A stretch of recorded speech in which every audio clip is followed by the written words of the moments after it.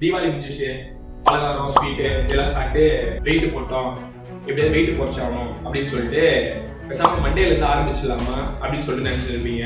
இல்ல new year இன்னும் 2 மாசம் தான் இருக்குது, பேசாம நியூ இயர் 1ல இருந்து ரெசல்யூஷன் எடுத்து வெயிட் லாஸ் பண்ணிடலாம், போன வருஷம் ரெசல்யூஷன் எடுத்துட்டு இன்னும் பெண்டிங்ல இருக்குது. அப்போ இந்த மாதிரி தள்ளி போடுறதுனால தான் உங்களால வெயிட் லாஸே பண்ண முடியல.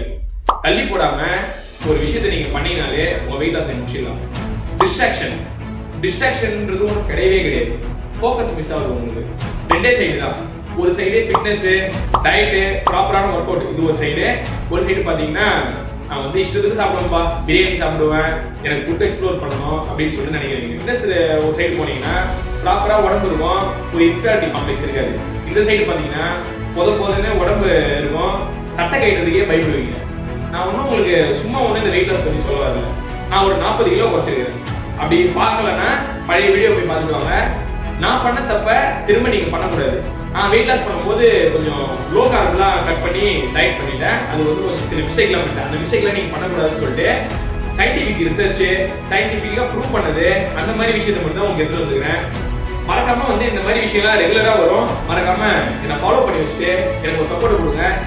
ரெகுலரா வீடியோ வரும், அதுவும் ஒரு ஈஸியான மெத்தட்ல உங்களுக்கு இதுக்கப்புறம் சொல்லிக் கொடுக்க நான் ரெடி. நீங்க ரெடினா ஃபாலோ பண்ணிக்க. டாடா, பை பை.